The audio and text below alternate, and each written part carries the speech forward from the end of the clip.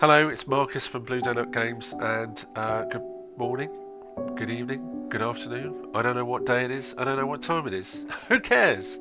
I've been sat in front of my computer slaving over a hot ball game, and so I thought I'd bring you in on the exquisite agony of creating the artwork for this game. And I wanted to share some of the techniques, and hopefully you've seen some of the other videos that I've been working on. Today, though, I wanted to talk about the player boards. There's quite a lot that goes into the player board, and the thing I'm really kind of excited to share with you is how I put the clock together, or the Fortitude meter, I should say, because obviously I fashioned it to look like a clock. There's lots of other little bits and pieces, and if you're familiar with the Kickstarter campaign and you've seen any of the social media content that I've been putting out, that's me making bits and pieces up from bits and pieces of the game. So you may see things like these metal frames, the gilt work, the scrolly text, and all other such Victorian embellishments, the metal text and stuff. So I'm going to show you how to make some of this stuff. So I've taken one of the clocks over here, and I thought we could make something similar from scratch. I'm just going to close this one down for the moment. I'll keep that there. So yeah, so the clock. Let's have a look at what we've got. So obviously we've got these numbers. We've got the text that goes around these numbers here. If we zoom in, we've got gilded text, and we've got this finery here. We've got lots of shading going on. We've got, if we really zoom in, we can see we've got little rubies there for the mechanism and all these different types of gears. So there's quite a lot going on within this piece of artwork. So let's see what we can do. See if we can explore some of that. What I like to do is switch into kind of like X-ray mode, so you can see all the different lines that make up the objects. And then if I switch that back on, you'll see then there's quite a few effects. And if I come over to here to this panel, you'll see if I open this out, there is a lot of there's a lot of stuff. There's a lot of groups in here, but don't let that put you off. The great thing about working in vector is that it is relatively small in size and light in memory until you start doing very, very heavy graphics. But I do find it's actually incredibly portable. It's great for scaling things up. So let me just take a pause there, because I've just assumed you know what vector is and raster, the difference between vector and raster. So a raster graphic, like a JPEG bitmap, is otherwise known as, it is a series of pixels put together to create an image. A vector is different. It's actually vectors, lines. So it's a file made up of different lines, which is why when I switch to X-ray mode, we can see these different lines. And you can actually find there are different types of vector formats. So you'll know maybe .eps, which stands for encapsulated PostScript file. I won't go into details of the technicalities around EPSs, but they're an important file standard for printing, and it's very useful for interchanging between different applications. Obviously Adobe has their own .ai format, and the program I'm using, Affinity, has its own. But there's an open source standard of vector format interchange, which is called SVG. I can't remember what it stands for. Something vector graphics. So in any case, an SVG, for somebody will tell you Don't worry, I'll have to go and look it up. But an SVG file is great for interoperability. If you need to get something, a logo from one thing to the other, it's great for using in web browsers. So if your logo is an SVG file and you pop it into your website, it will load quicker, it will use much less memory. Brilliant. The only downside to SVG files is they don't always support the complex effects that you may have in your lovely logo or game item, and this one has quite a few, so this would probably be a bit of a challenge, but not necessarily. Some of the gradients I think will be supported by the SVG format, so just think about that when you're looking at your workflow and working with other people. What is the right vector format? So why would I want to use a vector format? Yes, I save space and memory, but the other great thing about vector formats is that I can... Okay, so what else about vector I would say is that's great about it is that it will scale. So I'm now hitting so you see I'm really zooming in, really zooming in, and it doesn't get all pixelated. So some people have done some great videos where they just keep zooming in and zooming in on things. Now that's really useful for when you're trying to work on really fine detail and you want to scale it up. That's the thing, is we can make this as big as we like, so we can make it the size of a house or the size of a postage stamp. It will maintain its integrity. It won't go all pixely and fuzzy. So that's another reason why I do stuff in vector, because it gives me so much creative freedom in designing game objects, that's for sure. Right, okay, so let's have a go at some of these bits and pieces, and there are quite a few bits and pieces in here. So as you can see, the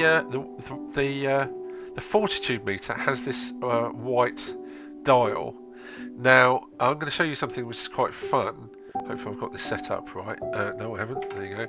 Okay, so what I wanted to show you is that I can also use this for animating, and I love doing these little animations, and I do animations as well for other people, and often I'll use vector tools. So one of the things I wanted to show you here was if I use the crosshair here and move it to the anchor, so I'm changing the anchor point, I can then change that. There we go, so it can rotate. So one of the things when I made this was I thought, oh, wouldn't it be wonderful to have a needle, and then I realised how darn expensive that was. So I just left it as a static needle as a start place for where you put your counter for your Fortitude meter. The way the needle is, or hand is put together, let's have a look at that. So if I, as you can see, if I pull this out, there's no thick black line, but if I go across, why is it doing that? That is because the group it belongs to has an outline effect on it. If I turn that off, you can see that goes. Okay, so I'm going to cut that. Let's paste that on here, and let's see how that works. So we've got it's white. It's got a circle in it. Okay, so how do I come up with that shape? It's actually really simple, and if you're eagle-eyed, you may have seen this tool over here, the tier tool. So I'm gonna make one. So we get a tier tool like that. There we go. From my last video, I'm gonna need to reset that. There we go. So we'll do the gradient in a minute, and I need to get that shape for the anchor. So let's see how I can sort that out. So I need a circle, and I'll draw a circle like this. Now, drawing circles, here's a little tip. So when you click on the tool and you draw a circle with the mouse, so you click your mouse button and you drag out, and it will make this, and you can try and get that right. Now if I let go, that's not right, and I can go into the transform. If I drag that over for you folks so you can see, I can transform it so I can go 65 and then press tab and 65. That will straighten it out nicely, but I don't really want to have to do that all the time, and sometimes it's quite difficult. Oh, that's too big. What am I going to do? So a little tip is hold down the control key, and then you can work it out where you want to draw, like that, and you can see then with the control key down, I can then make this circle out to what size I want. But oh, it's all squishy. No, I don't want that. So what I can do is I can hold the aspect ratio by holding then the shift key down, and that locks it, so I can make it exactly the size I want, like that, and I can let go. Now obviously I've got an outline. I don't want that. I just want to make a hole. So I'm going to go over to the colour tool here, and I'm going to change the fill to any contrasting colour. That will do fine. I also want to make sure it's in the middle. Now I could set up a guide and then try and get it right like that, or the quickest thing to do is hold the shift key, select that object, and then come up to the top here and you have alignment, and if I click on a line, I can then do a line center horizontally like that. Click at apply. Then if I want to change where this goes in and out, I can decide that. You could, if you've got to be absolutely totally precise, you could work it out by using a circle of the same diameter as the base of the teardrop here and align it center, but good luck with that. I'm not going to do that. Right, so I want to make a hole, so I'm going to do the hole punch thing. I love doing this. So it's using the Boolean logic here. So we've got this little tool set over here. I don't know if I can drag them over, I'm not going to. And I want the one that is XOR.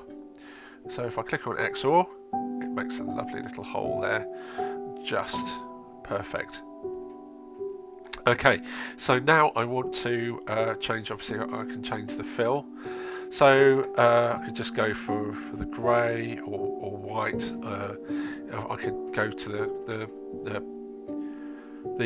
colour here, the colour wheel, and etc. And obviously I could give it a grey. What I did, I spent a lot of time thinking about. I went for white in the end, but I did try lots of different things like pearlescent colour, or kind of, it was made out of mother of pearl or something like that, and I wanted to have the gilt finery. So how did I do that?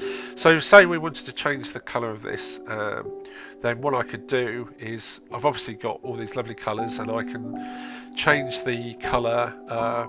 I've talked about this before, about Pantone and CMYK, and if you go to the colour wheel, actually you'll find you've got different types of colour picker. So sliders, you choose what are you going to be working in print, or are you going to be working digital, etc.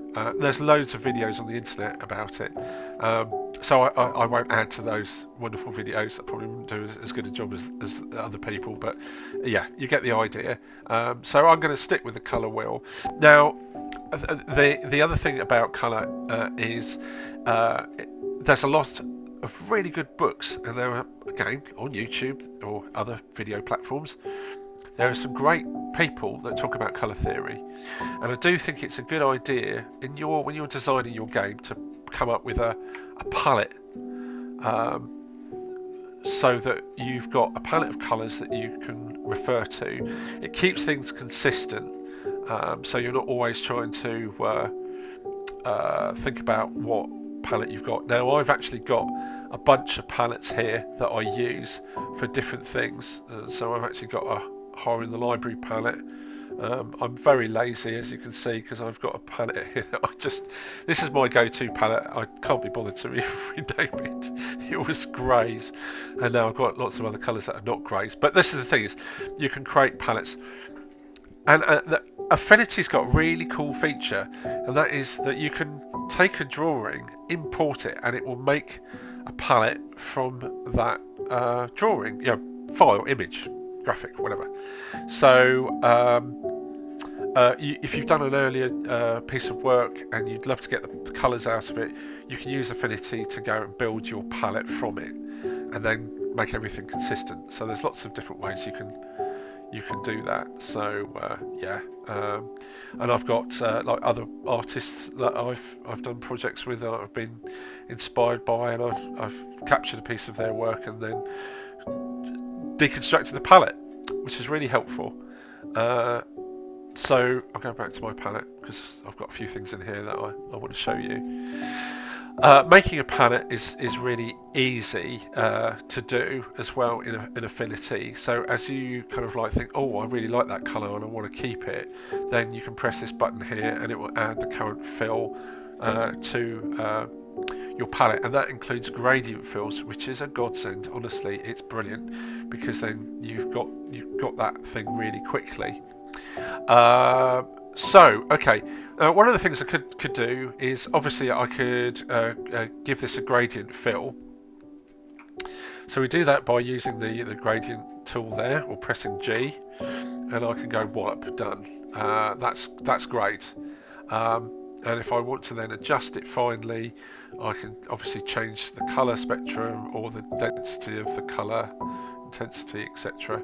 And you can see we can have a light colour, a dark colour, whatever we want to do. But what about if we want to make it metal? So I've got a couple of different, I've got 3 different metals I tend to use. I've got this one here, which, as you can see here, has given me kind of like an antique brass. This one's a bit more like goldy brass. And I've got like a chromey colour with a kind of brassy tint to it. So these are really fun to make as well. So I'm going to actually take this opportunity to show you how to make those little metallic colours, and then we can play around with those. And I'm going to do one about text as well. So if you don't watch this one and you watch the text one, then you can see me do it in there. Right, okay, so let's take it right back to the beginning. Let's just go for a blank colour. So if I just go to that, and if I go to my colour wheel and just go right back to that. So I want to make it say like a blue metallic. How would I do that? So I'm going to do it this is the way I do it, and I think everybody says this is the way I do it. There are other ways of doing it, and there's probably a proper way of doing it. So it's very, very true. And the colour purists out there will tell you I'm completely wrong. Good luck to you. That's fine, you know. I'm just going to show you. Hopefully this gives you some inspiration. That's really, at the end of the day, I want you guys to be feeling, oh, I could use that software. I'm going to give this a go, and I'd like to make my own game or piece of art, whatever. Just do it. Go for it. So I'm going to pick a colour, and what I'm thinking is I'm going to go for the main overall colour first, and then I'm going to switch to my gradient tool, and then I'm just going to give it a whiz down and see what it looks like. Okay, so that's kind of neat. Now, how do we get it shiny? So the thing about shiny things, and the 3D people out there will tell you all about things like specular light, so the real highlights, the bright points, but there's also dark points as well, so where the light gets really dark, and then the reflective, and you can really use that to good effect. And we'll look at doing a chrome sphere and how that works. So let's make this more metallic-y. So what I'm going to do is, I think I will stretch that up to the top there, and I'm going to stretch that down to the bottom. Then I'm going to choose a point on here, and you can see I've got a very high resolution screen, so apologies if this is tiddly tiny. But if I move over the line, you'll see there's a little plus, and then if I click on that line, I'll get what we call a node. So now that node's going to have its own colour. So that means now I can go brighten it up. If I go really bright, we've already got, it feels like it's shiny.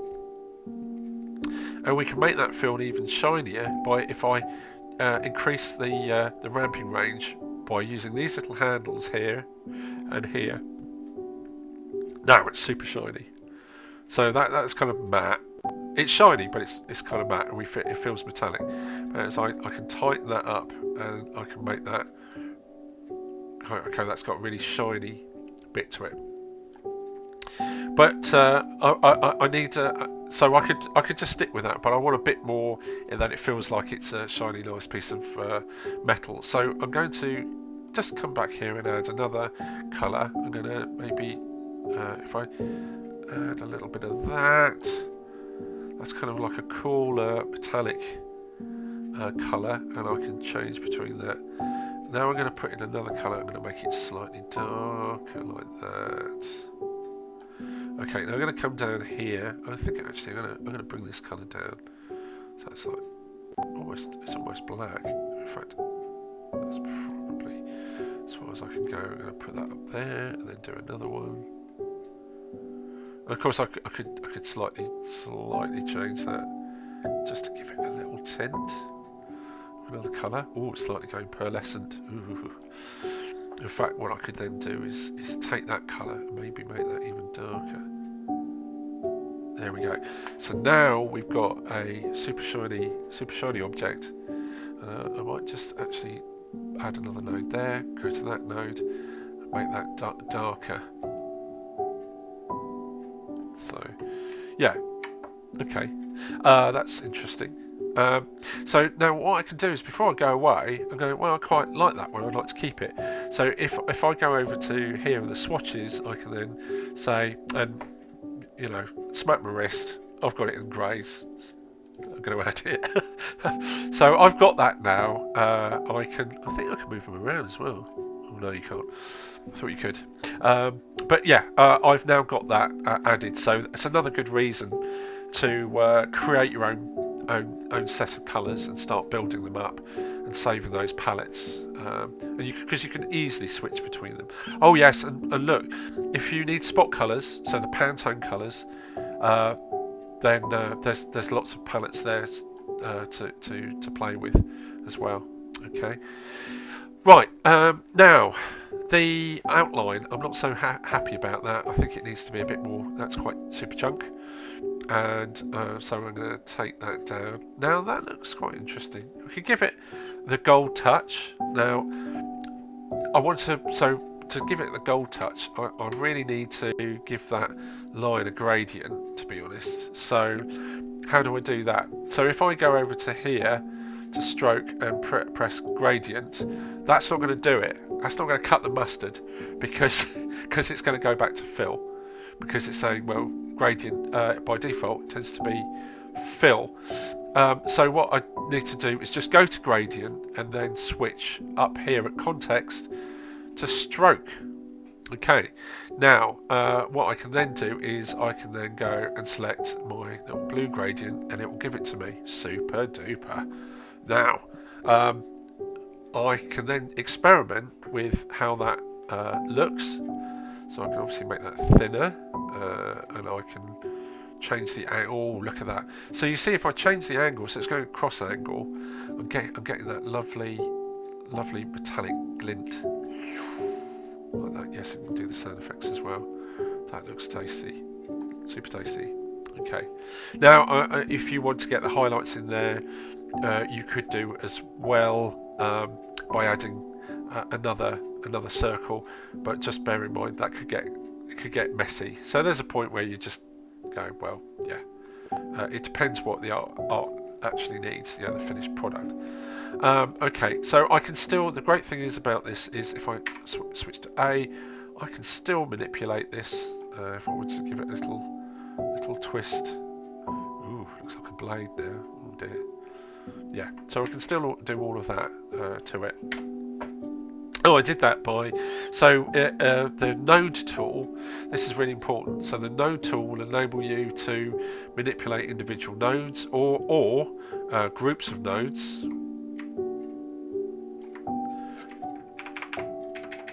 like that, which is really important. Oh, quick thing, if you wanted to do a quick pen tutorial, this has got a lovely pen. I love the pen in Affinity. That's one of the reasons why I tend to choose Affinity, because it's just so easy. If I click on a node, and then if I click another node like that and then drag it out, it will give me a really nice line, and I've got good control over it. And if I follow the direction of the handles here, I can follow that round. But I've also got easy control. I can hold down the Alt key on the PC, and if I click on there, it will end the node, so I can then draw it out. It's just lots of flexibility, and of course then I can then add some different varying weights to my line, like that. Bring it out like that. I can change the cap of it how I need, and so that's why it's great for doing like comic book art and lots of little twiddly bits like that. And you can see it's even picked up the gradient. Now, why did that happen? And that is because gradient by default does fill. So if I want to change the gradient on there, then I go to that. There you go. Oh, we get a nice bit of chrome there. Blue chrome. I could stick that on there if I wanted. Add a bit of detail. And the other great thing about this is with the pen tool, I can actually use the vector brush tool as well. And there we go. Look at that, lovely line. And so if I use my graphics pen, it will give me those. So it's great to do comic book illustration with as well. Right. Okay. So I'm just going to put that to one side. We can take our little hand, and you can see, well, I need to scale it up. Now I want to talk about scale. So if I reduce the scale of this, you might not see, but one of the things that will happen is as these get smaller and smaller, do you notice that the lines have not changed in size? They're still thick. So what I need to do, because in this case I want the lines to stay proportionate to the size of my object, so I need to just select Scale with Object. Now with effects, you need to be aware of this as well. So I might want to use a fantastic effect with that. Now where did I put the effects? Here they are. I'm just going to drag them out of here, and we have these things called quick effects. So I can do outline, and if I add outline, and there we go. So I might need that drop kind of that outline, just helps to set it off, and you'll see it's got its own colour wheel, so I can use the colour picker to choose a colour like that if I wanted to. You've actually got quite a lot of control. You'll see in the outline all of the effects. If you click on the little layer effects tab, this pops up, and you're actually able to then add layers of outlines. So I could have another outline which is a slightly different colour, and then just to grow that out. So wow, well that's rather cool. And you could say, well, I want that to be a gradient, and this is where we can then start to really get fancy. And where did I put the palette? So then we need to then start changing. Well, I'll use that, and then yeah, there we go. We can change the blend mode. There's lots of different effects that you can use. Now, the only thing is then again is if I shrink this down, you'll find that the effects outline is not scaling. So what you've got to do is you've got to make sure you've also scaled it. Now they've done this deliberately, and that is so because sometimes you want to reduce the size of the object, but you want to keep the effect going. That can really help with things like glowing. So glowing, you're glowing. If I do a glow, so like a outer glow, if we make it some eerie, weird blue, maybe that one, and then we make that. There we go. Now, if I have that scaled with the object, it might get smaller, and that may be not what I want. So just bear that in mind. If you're going to do a lot of scale changing, you might just want to, yeah, get it to reduce. But that's kind of cool, isn't it? I like that. And obviously I can make it thinner. Now, if I make it thinner, there is a problem there, obviously, is that it's making the hole thinner. So that's where I might want to then actually use the nodes on it like that, or actually maybe get the thickness right before you start. But you know, if it's a very iterative project, well, you know, you're changing things a lot, then you know that kind of happens. So don't be afraid. But obviously, you know, you've got to get it right. There we go. That's looking rather nice, actually. I quite like that. Might use that for something else. Yeah. So, and of course, I could take a copy of it. So I do that by holding down the Control key and dragging, and I can make copies. Actually, thinking about copies, one of the things I needed to do was to get this right, and this was quite tricky. And I'll show you how I can do cloning of things. So Affinity has a great cloning system. So if I can clone an object like that, and I can then press J, and it will then do things in a nice neat row, which is great. But what it can also do, if I take this, I'm just going to delete that, is if I copy and paste, then I want to turn that. So before I turn it, what I'm going to do is, so I'm going to do like a petal. I'm going to take, I'm going to zoom in, I'm going to take up here, enable origin transform. You want to have that turned on. Then you can take the crosshair here, and I will stick it in the middle of the circle here. And then I can then just check that. There you go, look at that. That turns nicely. So then what I can then do is then go copy and paste, and then I can move it an interval, and then I can press J, and then move it another interval, and then J, J, J, J, and so on and so forth. Look at that. Wow. So very easy to do things like petals, so really, really easy. So yeah, so let's put our upgraded. Okay, it's now glowing. I'm going to stretch that there. Looks different, I know. But yeah, why not? Right. So here's the thing I've got a problem with, is that I've gone and stretched it, and I need that to go over to there. So I'm going to put it back into shape as best as I can. Could just undo it, but I'm just going to do it for today.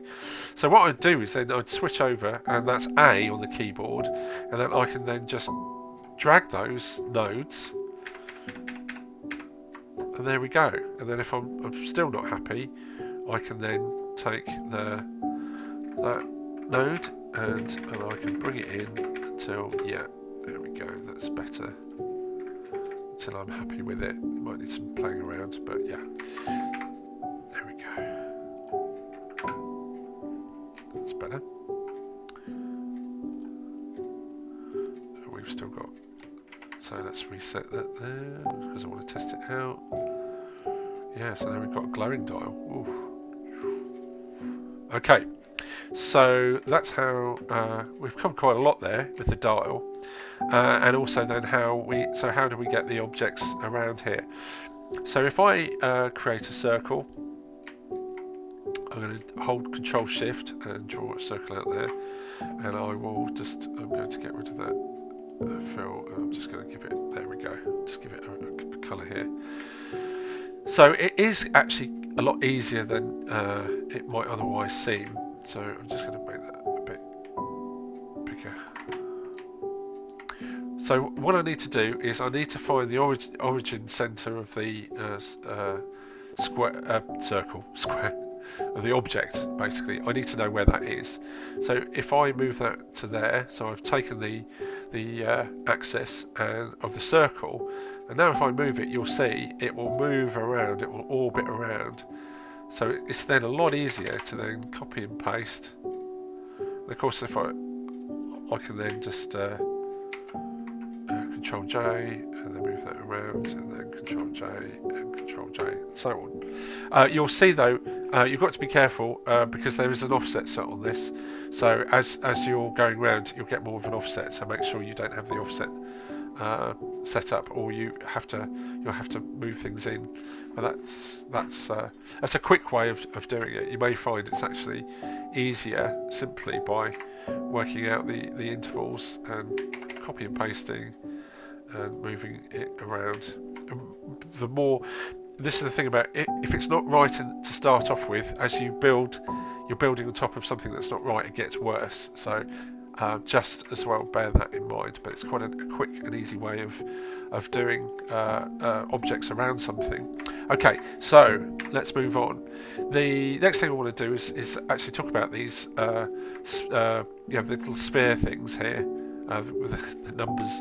They're really easy to do, and I've got a fill here that's actually a gradient here, and I could turn that into a ball, and this isn't quite, there we go. So I can change where the specular is, and I can adjust that to make that, there we go.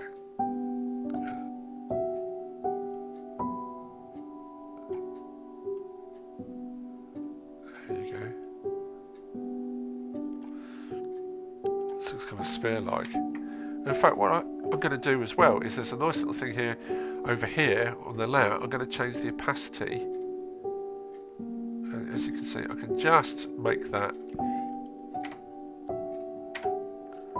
glass. So I can put, it's great to do for making glass, which I use for the thermometers on some of the other things that you may have seen for the Kickstarter campaign, where there's a thermometer, shows how things are progressing. That's got a little bit of glass, so I'll cover that off as well, how to make the glass, because obviously this needs a bit more work if it's going to be a glass dome, because it needs more of a, if I change to the gradient, we need much more specular on the white. That needs to be stronger. So probably one of the ways I would do that quickly is actually to make another circle, just make it white, and then if I select it and then use the Gaussian blur, the quick effects panel here, Gaussian blur, and then if I drag that out, you'll see that there we go, that gives a little tint, and then I can then take it down a notch. There we go, and then if I select the two objects, so it's that one, and then group them. There you go, look at that. They've got little glass domes on them now. Ooh, very nice. Look at that. Yeah. That's not going to work though, is it? It's going to bump into the glass. Okay, so that's how we do those. The numbers are very straightforward. They just sit on top. And I use the same technique of changing offset center. You can see the center is actually not where the little cogs are, and that's how I put the numbers around. Right, okay, so let's have a look at something else now. Let's have a look at the inside of the clock. So all these cogs, how did I get all these cogs and gears, all complicated things built? They weren't complicated at all, it was blooming easy. I'll show you how. So let's go and dig deep into the depths of the clock, and what I want to do is I'm going to actually, if I just show you, that's all just in a circle like that, boom, that's all sat inside. But it's all vector, it's not a picture. And if I take all the bits out of the circle, so I think I need to take all of those bits out, there we go. So if we take those and drag them out of the circle, we then have a whole jumbled mess of bits and pieces. So what are those bits and pieces? What I'm going to do is actually I'm going to change this is just a page, and I like working on a board. So if I choose this little tool here, the artboard tool, I can draw around that like that and let go, and now the background changes, and I've now got a pasteboard. It's so much easier to work when you've got a pasteboard. So when you start, if I go Control P or Control N actually, because you won't see it there, if you do a new document, then you can then create an artboard when you're making a new file. I wish it was by default. I don't know if there's a way of doing that by default. But so many times I end up not doing it, and then I end up having to do it manually. Silly me. Never mind. Right. Okay. Onwards. So I'm going to. I need to get these out of the group. So let's just go and see. You can really see now all the bits and pieces that I've got inside this group here. There are groups within groups.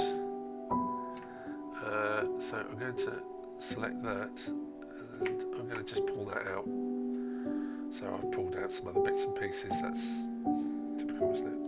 Let's undo that. And I'm going to undo that again. And undo that again. Oh no, I want my pasteboard. So there's a good number of undos in here, so that's just as well for me. And I'm going to put that back there. There we go. Now let's do my pasteboard. So I've got somewhere. I'm just going to do that. There we go. Bang. Okay. So I'm going to now dismantle this, so we can have a look at what's going on inside. Okay. So I now need to. I'm going to pull it out altogether. So you can see it's lost the black outline as I pulled it out, because it's not belonging to this group that has that outline. And you'll see if I just Control K, there we go. We can see now the bits inside a bit more easily. And if I select all of those and pull them out, there we go. So now we can start to see what's inside, which is fun. So we've got these two bits there. We've got this kind of cap thing on the top, and another few of those things, and then we've got some different size cogs. So yeah, those cogs are really nice, different sizes. Then we've got the ruby wheels on there, so they really look like watch parts. So how did I do those? Well, the first thing was I looked at watch parts, and I drew a watch party thing, and then I just simply mirrored it. And you can see the way this is put together from a distance. It's the whole effect. It's when you put it all together and you see it and you go, oh yeah. But you can see the component parts. It's just very, very simple. If you go into X-ray mode, there's not really a lot to that. As you can see, just a few nodes. And the thing is in the gradient. So if you see here, I've got two metallic gradient effects. So that's where the gradient tool really is so super. If I switch to stroke, you can see, there we go, I can change the gradient, and I can move these around to get more shine, etc. And if I was really, really clever, I would end up creating layered objects with blended components. And what do I mean by that? So if I copy and paste this, and you'll see if I make this with a purple outline, and then if I use then the little wine glass here, the transparency tool, and drag this, you can see now I've got, it looks like one shape, and it looks like it's got a very complicated outline on it, but it's actually two shapes. Now I've just put one on top of the other. Now why would I want to do that? Well, it might be because what I'm going to try and do is then go back to the gradient tool. I'm going to switch to stroke, and I'm going to use my metallic, but I'm going to use it at a different angle, because I want to get maybe a really intense, you see I can get that there, and then if I select the one below and then select the gradient tool and then use the stroke, I can do the same up here. So I can start to, that looks, I think that looks more metallic. than that one, because that's only got one stroke on it, but it's only one part. This is two parts stuck on top of each other, but with a gradient. There we go. Use gradients a lot actually in doing very subtle shading and doing shiny objects as well. Really, it's a super tool, it really is. So that's how we did those bits. I know you want to see how we did these super duper cogs, and I'm going to show you two ways: the way I used and the way I could have used. That's helpful, isn't it? Okay, so how did I do this cog here? So I made a bit of space. So as you can imagine, I could have done a circle, and I could have created the hard way. Let's look at the hard way. I'm not going to do it all the way, but I could have done that, and then copy and paste, and then go inside to get my wheel, and then select the two objects, and then do XOR. Yeah, okay, that's good. And then how would I get the teeth? Oh, then I could do one tooth even. Whoops. I could have done one tooth, and then I could have stuck it there. Oh, I'd have to find the center axis.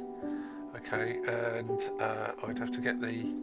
God, this is laborious, isn't it? Good grief! I'll do that, yeah, and then try and get that. Oh, that's got to be aligned right as well. So put that there, and then take its origin and put it in the middle, like that. I think that's right. Cut and paste, move, cut and paste, move. You can say, well, you could use J, Control J, yeah, and then move. I should have held the shift up. J. Oh, I could have done that. Yeah, on. Oh my goodness. And then select all the teeth. Yeah, and then do that, and then merge them all together. Add. Yeah, I could have done that. Oh, it's not quite right. Unselect that. Oh, I'm going to have to move them in. Try it now. Yeah, that's going to take forever. We don't want to do that. Get rid of that. So what we want to do is come over to here, and I had earlier on, I had the tier tool selected. So if that is your default, you might find there are other tools available from this pull out. So click and hold it and drag, and then you'll get all these different things. And the wonderful chaps here have come up with the cog tool. Yep, I am lazy, so I can put it wherever I want. Hold down the Control Shift key, and hey presto, I get a cog. Oh, but it's not the right one. It's not the right cog.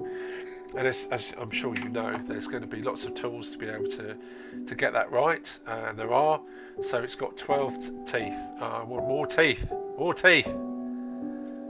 Okay, that's more like it. And I could change the shape of the teeth if I wanted to make them. Oh yeah. Sometimes cogs do, like that. Okay, let's try that one. I can make them longer teeth. Oh my word, that was pretty flower. So maybe a bit shorter, like that. Okay. Now I need this. So these little red. So the little red dots here. These are little adjusting nodes.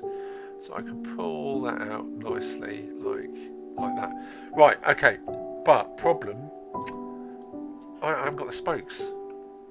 So I do need to add the spokes. So I think you know how I'm going to do that. There is a tourist tool, which I could have used. Rather than doing two circles and doing the XOR, I could go over and use the donut. They've got one named after us. Ta-da! Donut. And of course with the donut tool, it's got funky things you can do with it. So I can make a pie chart. It's great for pie charts. Hey! Try that up. And of course I can change the depth. There you go, let's do that. Now then, the other thing I need are the arms. So I do need to think about those. So I'm going to draw one of those, and because I've got the guides I can line that up, so that should do very well. And then I'll put its origin, because I've got the origin enable transform origin selected, and I'm going to copy it, paste it, hold down the shift key, so that I can go like that, and copy and paste, hold down the shift key and go bop, bop, bop, bop, bop, bop, like that. Then hold down the shift key and hold all of those, hold that and select that, and then I'm going to try and do add, and I'm sure it will work. Actually, you know what, I think I might want to make that go out a bit further there, and there's more like it. So let's do that, hold that down, press add, and it worked.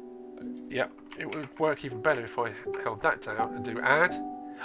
Yes, perfecto. Of course, now it is a composite object, so I can't diddle around with that. So don't do the add until you're really happy with the bits that you've got. Now I've got that, I want to make it metallic. So obviously with the fill, I can then just click on one of my fills I've got. So the brass one, or go for the gold one. Let's get a bit more shiny on there. Yeah, that's interesting. Okay, yeah, and of course I could use the layered effect to make more shine, glint in different areas.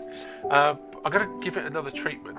So that is I'm going to use a quick effects called 3D. Now, if I click on 3D, it looks a bit blobby.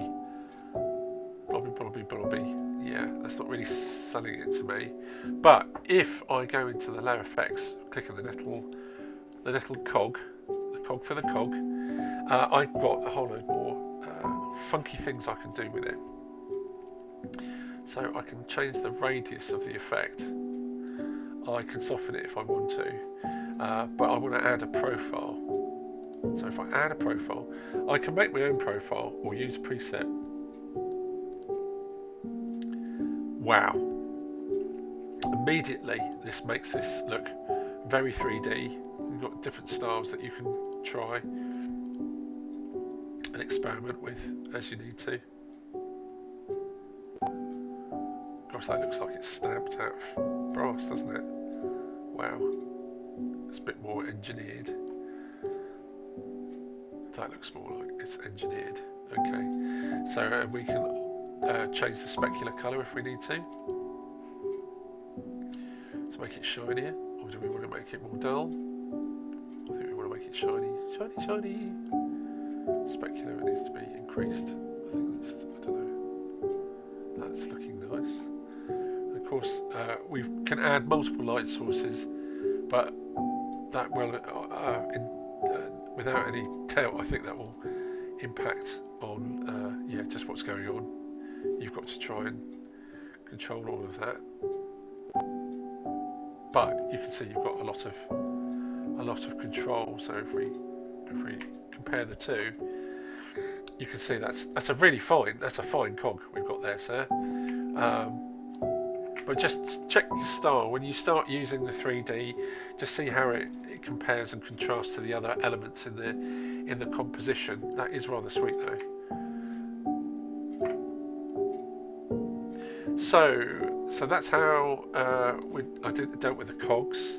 Then you've got the rubies on the top, and I think you probably know already by now how I made these little rubies. They're very simple. So I think it's just one object. Yeah, it's just one object. Let's make one. So I select the circle. It's got obviously my previous settings. And I want the bit in the middle to be this red, so I can click on that, or we can make it another colour. Why don't we make a sapphire? Sapphires are nice. What's a sapphire blue? Is that going to do for sapphire? That'll do for me.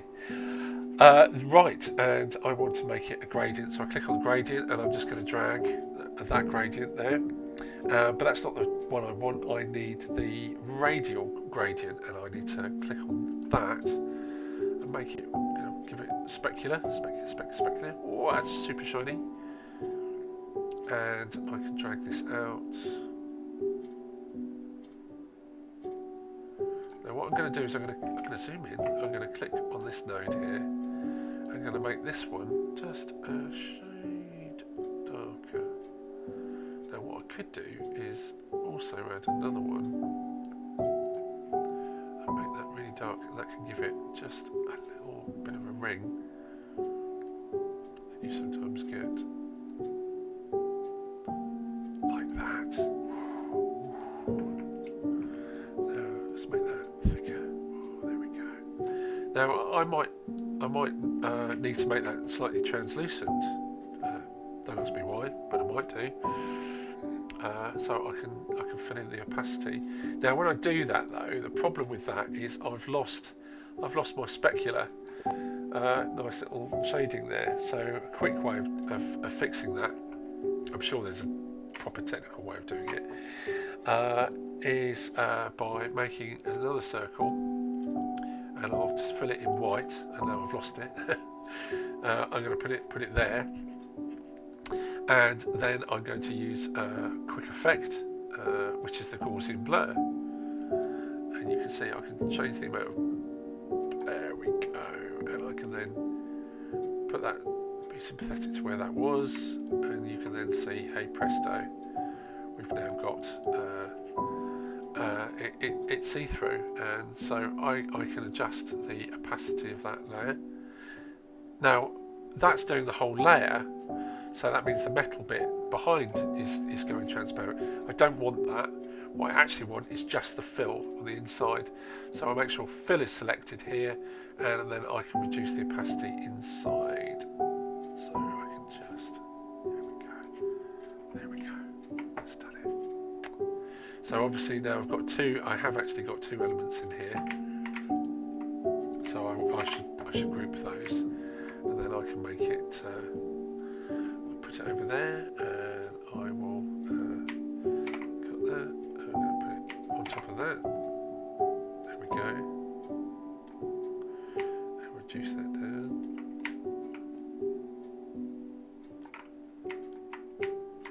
And group that, and now we've got, oh my goodness, we've got a nice shine, look at that.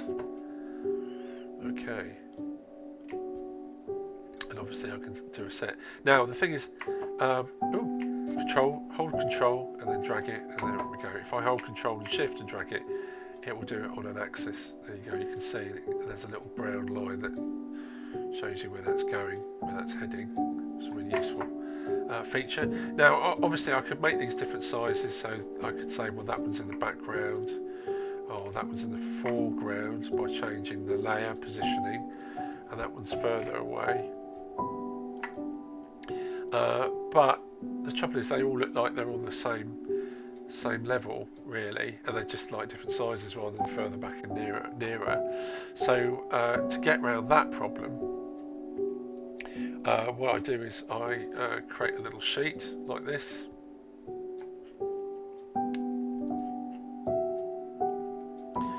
make it black, and that really hides it, doesn't it? So I just knock down the opacity a bit, and let's just grab all these bits and put them inside the circle, so it looks like they're inside. And if I do Control or V, that pastes it into, there we go. So now I can then make that a bigger layer, and if I use the transparency tool and then just drag that, I can get a little bit of shadow on there. And so obviously I can cut and paste and then build up.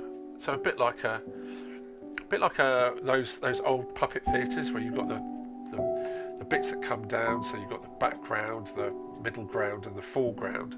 It's the same idea. So I've just got a curtain that comes down that I can adjust. Excuse me. Whew. So I can adjust this tinting, so I can make things feel a bit further away, deeper in the depths. Now one of the things that I did do to help give it the feeling, you can see in there, it feels like there's lots and lots of bits moving around in there, and actually when we look at it, well, you know, there's a few bits, but not as many as you think there are.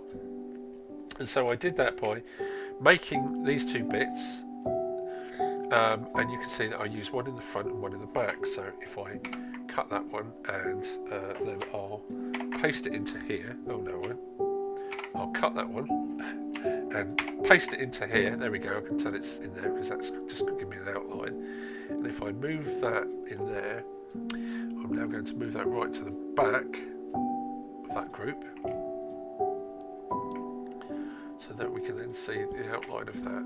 so it feels using really a really dark object, so it's almost like it's a silhouette on the ground, which is dark, but it's not as dark as that object. It makes things feel they've got much more depth in there, and there's a lot more in there than you think. And of course, then I had these two bits, which I accidentally dragged, and I should have separated them. So I'm going to select them, and then I'm just going to align them so they perfectly fit, and then I'm going to group them. There you go. So that's one object.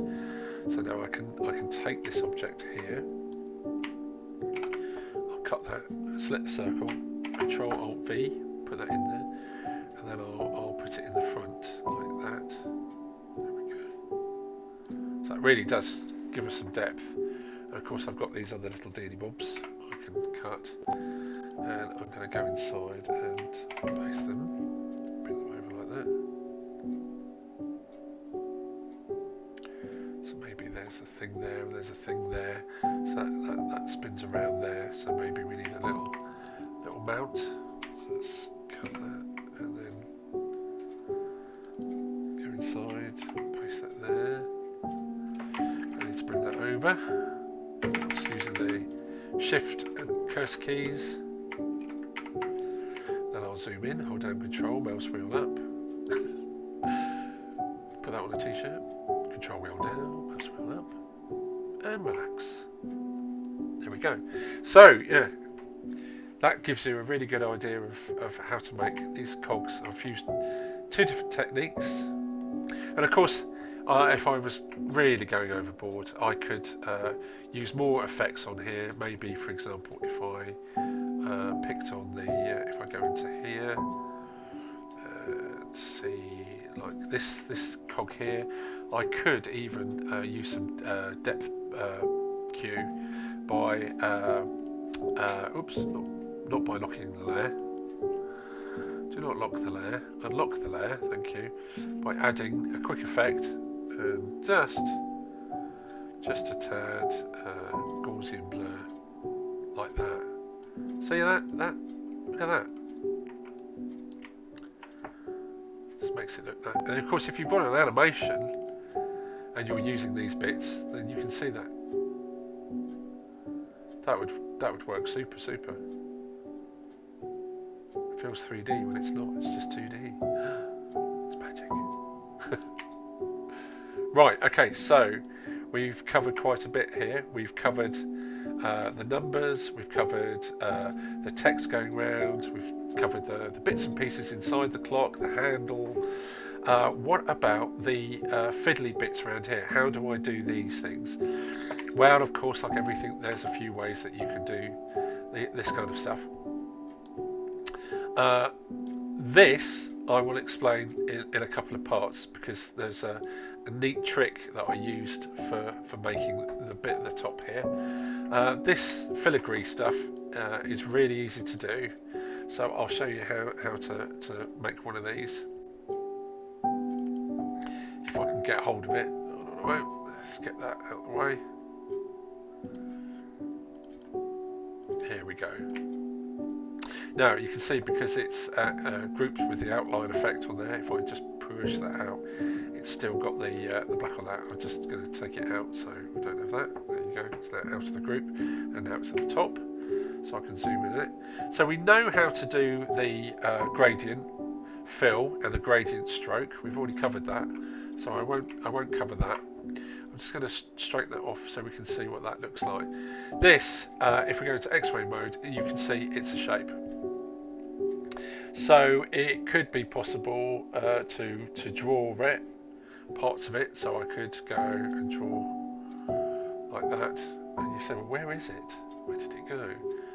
So yeah, and then I could adjust.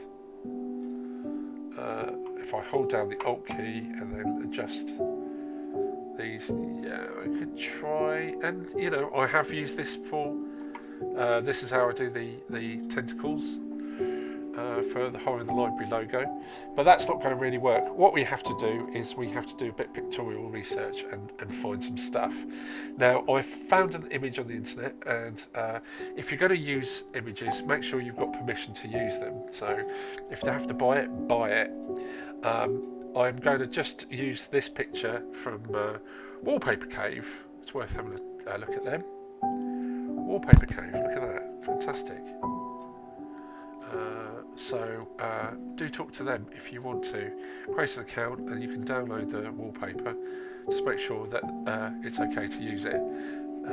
And if you're not really wanting to do that, then go and sketch them. Go and look at, go to the V&A and have a look, or go into an old house and have a look. There are actually lots and lots of patterns available by a wonderful person called William Morris, who designed a lot of these wallpapers that you see, the original designs, and he was part of the arts and crafts movement. So if we go and have a look, he was quite an extraordinary chap. Wallpaper.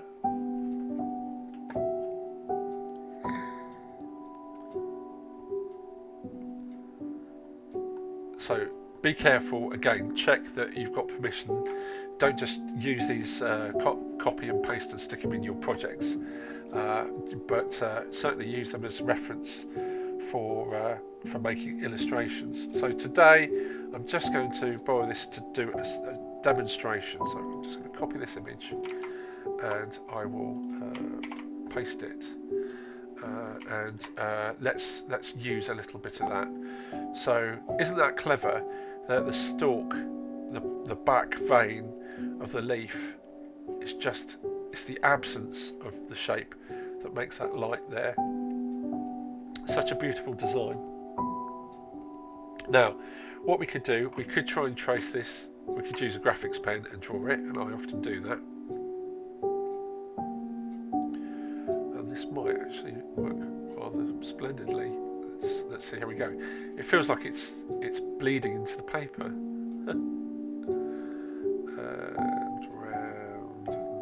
Yeah, you can see it's not too bad. I'm using my mouse hand, but that's not really the right way to do it, is it, folks? And obviously I could reset that, and maybe we could use that. Maybe. But no. Maybe, but no. I'm not going to use that.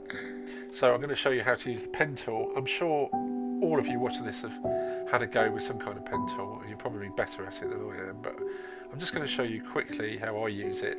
So I'm going to just start here. There we go. I'm going to just change the thickness there. Yeah, that's a bit.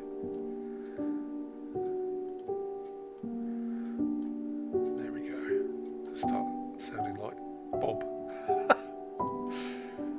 There it is. I'm just going to do one of these really quickly. So you can see I've overstretched there. I can't get that curve, so I will go there. And I'm not going to be slavish about it.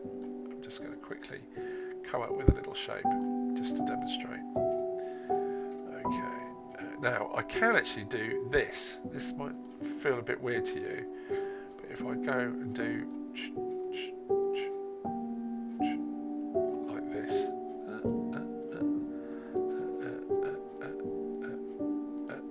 there we go. I'm just going to do a funny little dealy thing like that.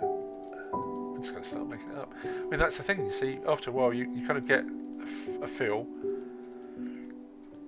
I'm going to close that off. Okay, so I can give that a colour. Now you say, well, good grief, why did I do that? Because I could have followed the shape very carefully. If I go back to the pen tool, which I suddenly can't seem to see. Oh, there it is. And I can click a node and then click another node and drag out. Click the centre node and I can curve round very precisely. You can see, yeah, that's great, but I don't need to do that for this. So what I can do is select the object. Once I've done it, it's very jaggedy. If I select the node tool like this, there's a nice feature where I can actually it's like a rubber band, and I can start to play around with things and make it a bit more curvy. And I can edit the nodes as well. Obviously they haven't got the node handles on them until you start curving. See, if it's straight, there's no handles on there to play with. But if I move that, hey presto, So we don't. It's not like we've sacrificed control for anything. It's just a quicker way to start outlining. So again, decide what's going to work for you best for the job that you're doing. I'm just going to do a few more little quick twiddly bits. There you go. That's not bad, is it? Maybe I'll keep that for later. Okay, I'm just going to give that a quick curve. I can pull that out now. Yeah, that will do. That's nice. There we go. Right. So it's nothing like the drawing, but we've used a little bit of it. There we go. Okay, so I've got some very nice kind of oak leafy style vegetation for my filigree work that I'm going to do. So I've got that. I will just make sure it's 100%. I'm going to goldify it, metalify it, whatever you want to call it, like that. There we go. Now the thing is, you can do sets of these and then build up more complicated patterns. So if I cut and paste that, change the origin here, and just tilt that, I can then suddenly get something a bit more interesting. If I do that, take a copy, add them together. Now I can zoom into here, and I could then go to node select, and I can either make that bigger if I wanted to. There we go, like that. So it looks like there's a branch in there, maybe. There we go. And if I take that again, flip it over.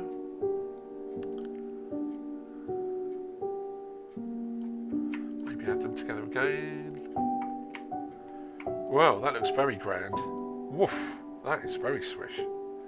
So you can see that it didn't take long to make that, and it looks pretty good. If I'm going to go to the gradient tool, switch to stroke, and just play around with it, just to get that. And I might need to put, just so I can see, if I've got a light background, I can see if that needs an outline. I can just give it a quick outline. There you go. Oh, yeah, look at that. Gosh, we could do a coat of arms or something. Put your letter on there or something. I don't know. Okay, so one of the things I needed to do as well, I needed this to fit round the circle. So what I did was use something that's relatively new to Affinity Designer. Well, it's been a couple of editions, but relatively new. And that is, if I go to Layer, I have a tool called Warp Group, and I use the arc horizontal. I can then distort it that way, or I can do Warp Group and bend horizontal, which is great because it means I can then move things around.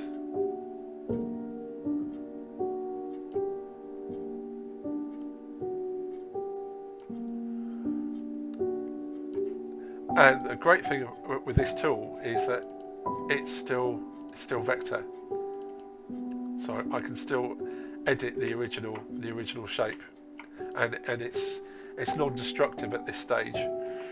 So you can see it's added it there, and I can turn off the warp group, and I can there it is. There's the warp group, and I can take if I'm not happy with that, I can pop that out of there.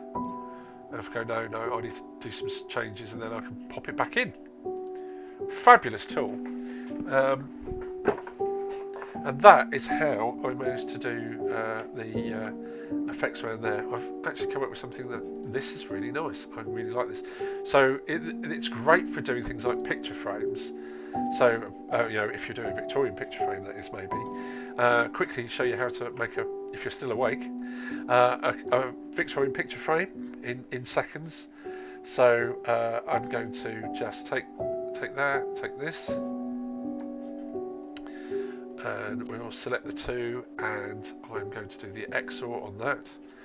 I'm going to, I don't have to worry about actually no, I'm going to use the gold and give it a bit of gold love there, and switch to stroke, and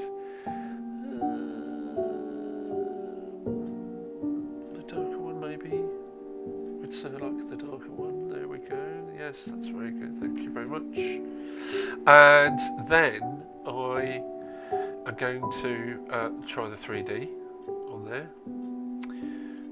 There we go. And look at the profile. Maybe give it that touch. Oops. Oops. If I click back on it. Let's have a look. It's interesting. Ooh. Of course, I can change the light.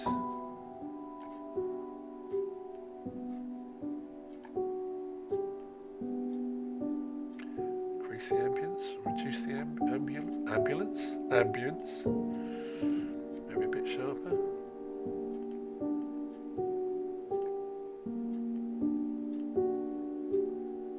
That's too round. There we go. And let's take our little, it's kind of an oak leaf like, isn't it? Put the top.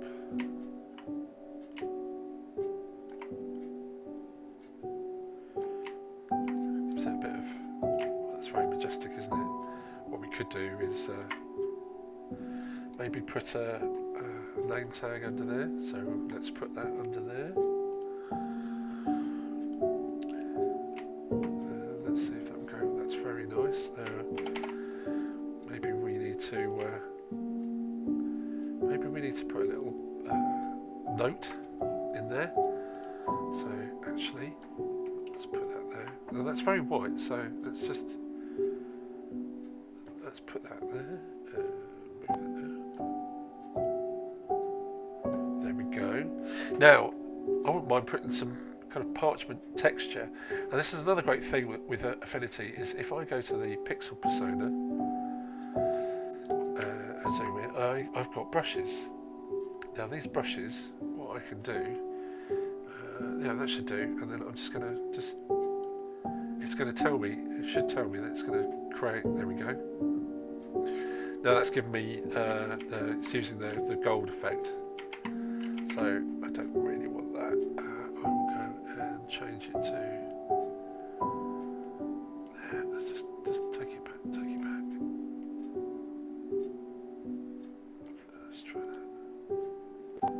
There we go. Just a bit of maybe just underneath.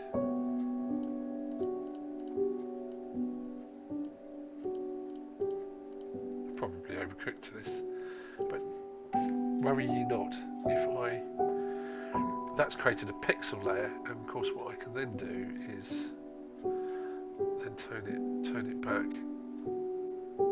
if I need to. There we go. He says it will do, honest. Let's go back over. There we go. So maybe I can just take that. There we go. So just give us a bit of texture. Now I want a bit of drop shadow. Now there's lots of ways you can do it, but I often find a quick way of doing it is to do a square. Okay, get rid of the line, do the shadow, because I don't want to, I could use an outer drop shadow on this, but then it will colour the background, shade the background here, and I don't want to do that, so I'm just going to give that a fill like that. Then I'm going to add Gaussian blur. Okay, and then I'm going to put it behind my frame and the bits. There we go. And of course I can just adjust it a little bit more. And of course, if I wanted to have this was a wall, then I could then take this and put that right at the back and stretch it out. So it feels like, there we go.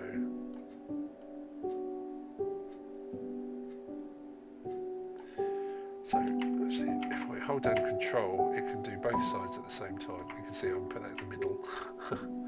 There we go. So then we can then go, oh right, it's just a bit more control, because that's further back than the little name clock. So there we go. There's a little frame that we could use. I'm sure if I'm just going to put that into the pasteboard and I'm going to group it, and if I cut that, and if I found, I'm going to go and let's see if I open some of the. What if I've got something that I can use? Yes, I know what we could do. I'm going to open this. There we go. And if I paste that on there, ooh, this looks very horror in the library, doesn't it? There we go. So you can see that's now, and it's a mixture of raster and vector, because obviously these bits here are vector. So just think about what you're creating. But I do find actually I've done big banners, massive posters, and it comes out really really well. So don't be afraid to use the pixel side of it. So there we go. That's a very long tutorial covering how I made the watch, or the Fortitude meter I should say. It started out as a watch and it turned into a Fortitude meter. So this has changed a lot over time, and those of you who have been fantastic backers and customers over the years will see that we've made various changes, subtle changes and suggestions from people playing the game. So I hope you found that of use, and I will think about what I'm going to do next in the next video, but hopefully it'll be fun. Thanks a lot for watching this. Take care. Bye.